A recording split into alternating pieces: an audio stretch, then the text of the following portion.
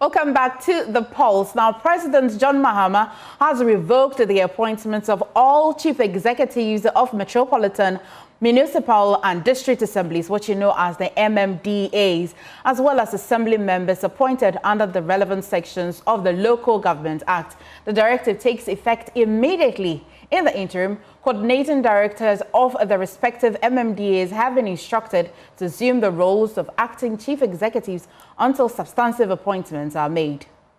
Now, the announcement was made in a letter dated January 8, 2025, signed by the Secretary to the President, Callistus Mahama. Now, let's bring you the statement now, which will be on your screen. It reads, in accordance with the powers vested in His Excellency John Mahama under the provisions of the Local Government Act, Act 936, as amended by the Local Government Amendment Act, Act 940, the following appointments have been revoked effective today. It goes on to say, 1. Chief executives of metropolitan, municipal and district assemblies. It also continues to cite assembly members appointed pursuant to the relevant sections of the Act. It further says, in the interim, the respective coordinating directors of the various MMDAs are directed to assume responsibility as acting chief executives until substantive appointments are duly made. Kindly take note and act accordingly.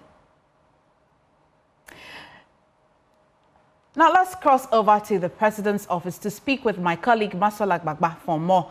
Maxwell, thank you for joining us. What's happening at the Presidency today, aside what we've just told our audience?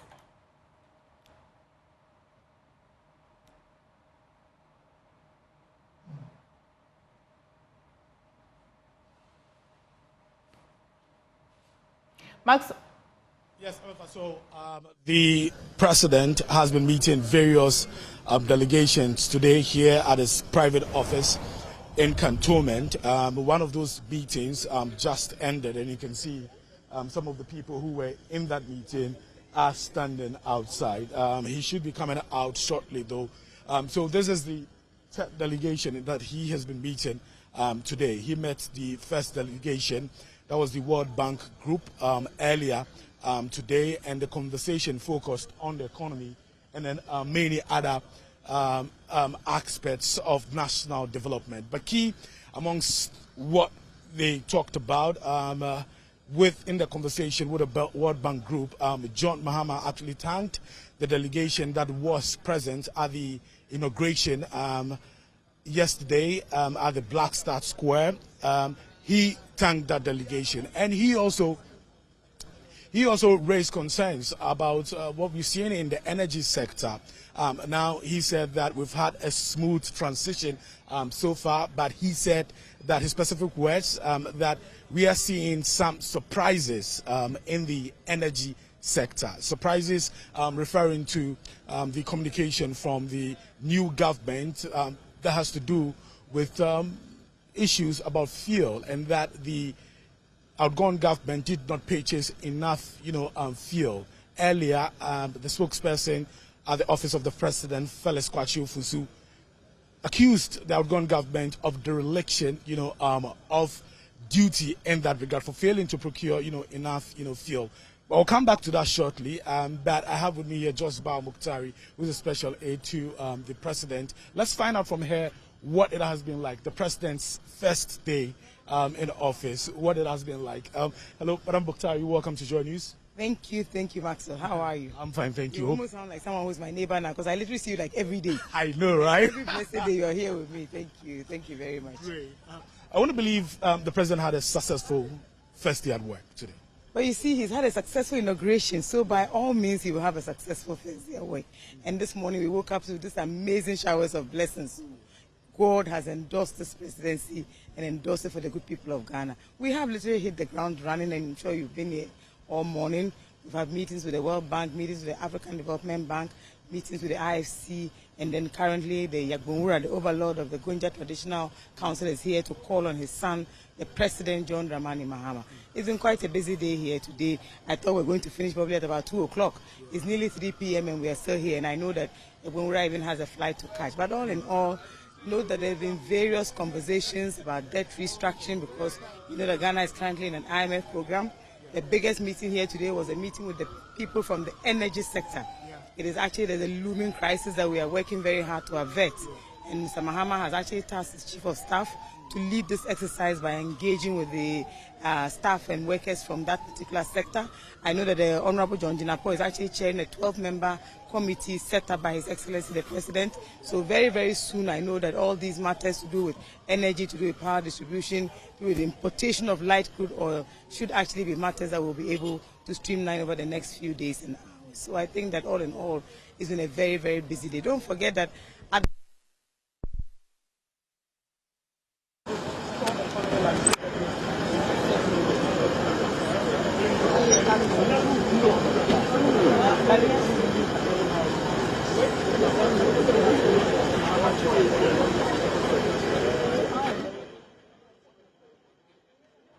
Well, you've seen that the Yagbamura, as indicated by Maxwell, had just visited, and then Madam Mokhtari has also said that he's got a flight to catch, and we can just see, just leaving in the shots, he and his entourage. But a little later, we shall go back to Maxwell to get to find out that will that be all for the president today. But we'll be engaging Dr. Jonathan Asante Ochiri, who is a political analyst and a senior lecturer at the University of Cape Coast. And a little later as well, we'll be engaging Haruna Mohammed, Deputy General Secretary of the NPP, to get to know how they're feeling about the letter that has been signed by the Secretary to the President about the sacking of the MMDAs. But let me take you back to the presidency and continue our conversation with Maxwell. Because now you know that they didn't even pay even for the past fuel or crude oil that was supplied to them. And so now all the independent power producers have decided they're no longer going to give us power because they have not been paid. The debts are huge, and to be honest, WAPCO alone says that if they don't get almost 9 million, they will not be able to procure light crude for us. So this is where we are. I believe that the first of the matters to do with the energy sector are matters of public record. And for many, many months now, if you know, we have been talking about these issues. But of course, certainly because they were in government, with all these denials on and off. Today you heard me even asking some of their CEOs, so what exactly were you doing? Because we thought you were working so hard for the good people of Ghana. You were working so hard for the interest of the people of Ghana. You spent all these months campaigning and saying all sorts of things. And yet, even the very basic things that will power our lights and keep them on, we have not been able to do. And don't forget that I told you, Mr. Mahama fixed himself. He found a sustainable way beyond depending on hydropower. And so all we have to do now is to be able to do what? Either supply gas, or we have to procure thermal crude oil to power the thermal plant. So I am very sure there is a lot of goodwill. There's enormous goodwill, there's enormous support for John Dramani Mahama. I know for a fact that all of these things are matters that will be resolved in due course. So rest assured, everything is being done. Optimism is great, there's a reassurance, there's a new sheriff in town, and I know that he will deliver in the interest of the good people of Ghana. Thanks so much. Thank you, sir. Thank you very much. We just had the Joyce Bar Mokhtari, she's special aide to the president, John Mahama. Well, that meeting that was taking place earlier just ended. I see former Member of Parliament, Muta Wakilu. Let's see if we can get a word from him. Hello, sir. You're welcome to Joy News. You're live on Joy News. Oh, thank you. Tell us, what did you came here to be the president? Yeah, the Jira, that's the king of Gonja land, yeah, who came to pay courtesy call on His Excellency. Money. How did that conversation go? It's good. You know, after the victory of His Excellency John Dramani Mahama, Jira means the king of Gonja land, sent a delegation to pay a courtesy call on him to congratulate him.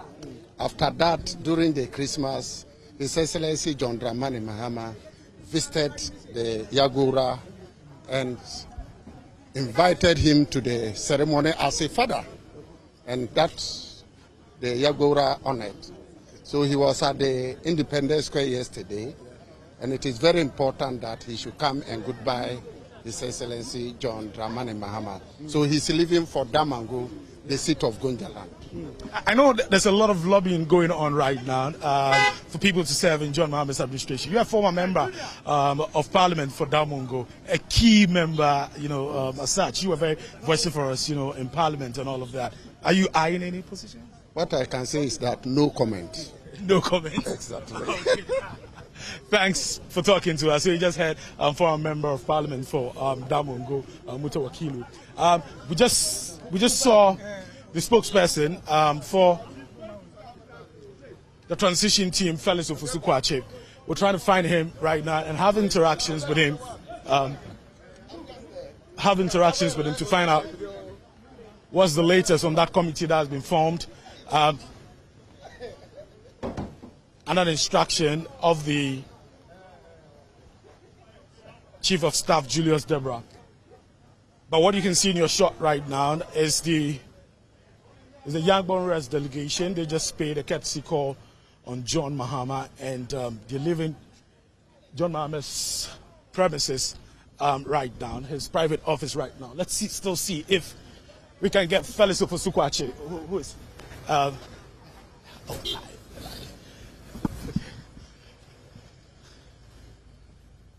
well, we understand that meeting is still taking place, that meeting by the players in the energy sector, and the one formed by the Chief of Staff, Julius Deborah. That meeting is still ongoing. So we're actually counting down the hours till the end of that particular meeting. Now remember that earlier there were proposals for the committee to work within a period of 3 days. But it was later agreed that they have to make recommendations by the close of today. So by the close of today, the committee that has been formed would have to come up with recommendations on how to avert a looming power crisis. And so as we speak to you, that committee is meeting. By the close of the day, they should be able to come up with recommendations, and that recommendations will be implemented to avert any power crisis. Now, earlier when we spoke to Felix Ofosu-Kwakye, who is a spokesperson at the office of the president, he said he's confident that the new John Mahama administration will be able to avert any power crisis. Hello, Felix, you're welcome to join us. You're live on Join Us. Oh, thank you very much. Great. So I want to find out, so the committee that was put in place is expected to finish work by the close of the day. Well, they are not expected to finish work by the close of the day. They have been tasked to present a roadmap by the close of the day. Okay. It doesn't mean that their work only involves putting up a roadmap. Okay, so by the close of the day, they should come up with a roadmap. Yes. Okay. How confident are you that you'll be able to do that? Oh, we are very confident because the urgency of the situation requires expedited action. So that is exactly what we expect of them. But how worrying is the situation? Earlier you spoke to us about the... You said you accused MPP, actually, the outgoing government, of dereliction of duty. How worrying is it? Well, it's more like they applied scorched earth tactics. It was clear what they needed to do. If an entity comes to you and says that we need to do maintenance work on a pipeline that carries gas, and for that reason we need to make alternative arrangements for fuel. First of all, you ask them to defer the action to after the elections, knowing very well that whatever the outcome of the elections would be, you will still have a new government in place. Then you make a promise that you are going to work within that time frame to ensure that adequate fuel is procured. Knowing very well that after 7 January 2025, you'll be going out of office. That promise was not fulfilled. No arrangements were made to purchase fuel. And we've been left in a situation where the power producers do not have fuel to do what they have to do. And the maintenance too has to go ahead. I mean, the only explanation that one can offer was an effort to undermine the incoming government. Otherwise, I don't see how this should happen. For those who do not know what the situation is like, can you describe to us the enormity of the problem? The Great Co official address you this morning. It's simple. The West African gas pipeline, they operate a pipeline, a network of pipelines. That pipeline needs to go through periodic maintenance in order to ensure that its integrity is preserved. So in October last year, they planned such a maintenance. Government prevailed on them to defer it to a later date, which is January 20th. Now, the reason government gave for that was so that they could make adequate arrangements to procure sufficient fuel to power thermal plants, so that those thermal plants that rely on gas, that would necessarily have to be switched off because gas will not be available in view of the maintenance, will not result in power outages. So this is a commitment that government gave. In the period between the elections and the transition yesterday, I'm sure you are aware that President Mahama was receiving security briefings periodically. At 2 of those meetings, he asked specifically what the government then was doing to ensure that they fulfill their promise. He was assured that promise to fulfill, and that everything had been done to ensure that we do not have the situation that we are speaking about today. We took over to find out that that was not the case. It didn't happen. And so we have had to take urgent action to avert difficulties for the people of this country. Finally, before you go, do you think the new government is in a position, can rise to the occasion to avert? We've demonstrated capacity to rise to the occasion. And that's why on the first day of work for the new government, the first official meeting that this government held was the one that was convened this morning to address the problem in the energy sector. All the energy sector players were here. And we got a briefing of what the situation is. And the chief of staff gave marching orders. And the outcome of those marching orders is the meeting that, or the work that this committee has been tasked to do and present a report on by close of day. Thanks for talking to us. The pleasure is all mine. Okay, great. So you just heard from Felix Kwachi Ofusu. He is a spokesperson at the office of the president. Like I mentioned earlier, he's been given assurances that the new government will rise to the occasion and avert a possible power crisis. Earlier, there were representatives from across, the power sector here at the office of John Mahama. We had representatives from the Ministry of Energy, from Gridco. We had representatives from GNPC, from the independent power producers. All of them were here earlier today in that meeting with the Chief of Staff, Julius Debra. About 40 representatives from the various power sector players I counted here for that meeting. It was an hour meeting, and then the committee, the technical committee was formed, and they agreed to go to work, and then by the close of the day present a roadmap. So we're counting down the hours to the close of the day and see the recommendations that the committee will be able to come up with. So that's what is happening here at John Mahama's office in Cantonment on his first day at work.